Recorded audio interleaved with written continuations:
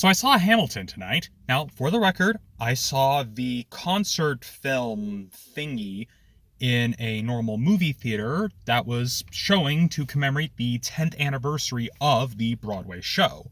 I don't have the kind of money to watch the actual stage production when it was going on its national tour, even when it was here in Utah.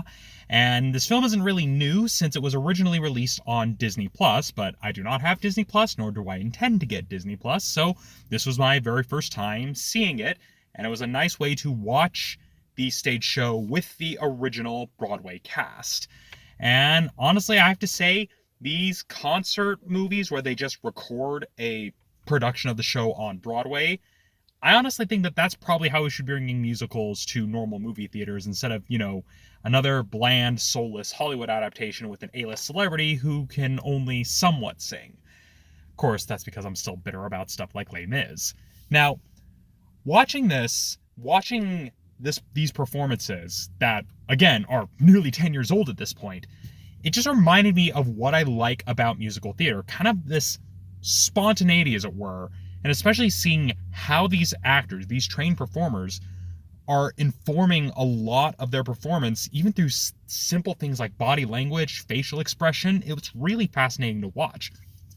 Now, the first time I heard Hamilton, I was listening to the CD that was released. I got it as a birthday gift for my mom because she was interested in it. And so that was how I first heard a lot of these songs. And it's really fascinating hearing how the songs come across when they recorded the cast album versus seeing how they perform them when they're doing the actual stage show. It's almost like a night and day difference, because with a studio recording, you kind of get into kind of the studio mindset where, yeah, you do act a little bit, but you're focused on getting a good quality sound of the song. Whereas watching this, you really get to see the emotions of the characters in those moments. You see kind of the different variations that come about as an actor performs a number, even if it's one they've performed dozens upon dozens of times. And that was something that was really fascinating to watch, where not only did you see that these were people who really understood the characters they were playing, but you just got to see how they channeled their emotions to affect the little things. Again, body language, even just the facial expressions, especially when you look at numbers, let's say Jonathan Groff, for example, performing as King George, and you just see how he uses, even when he's not moving his whole body, how he's using just his face and his expressions and the way he delivers the lines.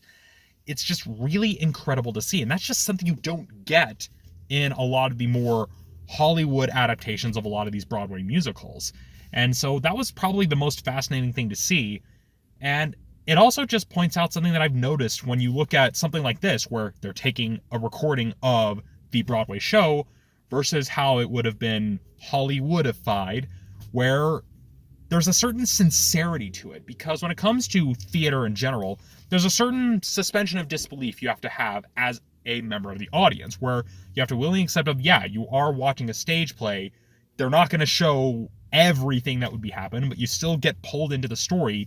And it's pretty much on not just the set design, but primarily on the actors, the performers, as well as the stage crew and the orchestra, to create this illusion of this world that you agree to take part in. And the way this film is presented captures that for the most part. There are some instances with how it was shot that I didn't particularly care for. They're not like deal breakers per se.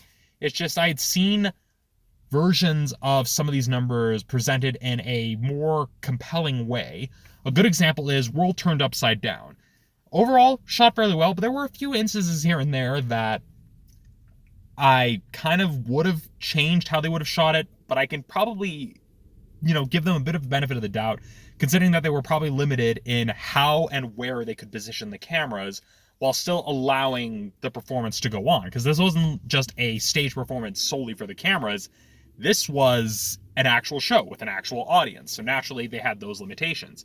But looking at how the number is presented in this concert film versus how it was shot and staged when they were performing the number at the Tony Awards, there were certain shots that I felt were a little bit more powerful here and there, but again, willing to cut them some slack. They were probably greatly limited by what they could do without interrupting the show, because even though, yeah, they were shooting it, with a live stage show, you don't get a second take. You kind of have to keep going come hell or high water. And one other instance that I feel probably was a bit of a mistake that they could have mitigated a little bit is during the finale, when Eliza is kind of running down the list of things she did after Alexander Hamilton died. And there's one key moment where she mentions where she is speaking out for the Washington Monument, and then she mentions speaking out against slavery. You only see this a little bit, and I knew it was there because I knew to look for it. But you have Washington standing behind Eliza where he goes, like, she tells my story, but then when she mentions speaking out against slavery, and you see it briefly in this, but a key part of the blocking of the stage show is that as soon as she mentions that, Washington's face gets sullen and he lowers his head in shame as the light fades out on him. You barely get to see that with the way it's shot here, and honestly, I feel that was a bit of a mistake, because that just shows the importance of something like blocking and how you can even use something as simple as an actor's expression and lighting to convey information. So, yeah, I could probably talk about this all night, but it was a 3-hour showing.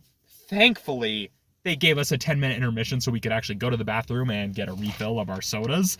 So, yeah, I'm really glad that I got to see Hamilton finally, and especially seeing this showing with the original Broadway cast. Really incredible. If you haven't already taken the opportunity to see it in theaters, please do so. You won't regret it, especially compared to the other offerings we have in theaters as of late.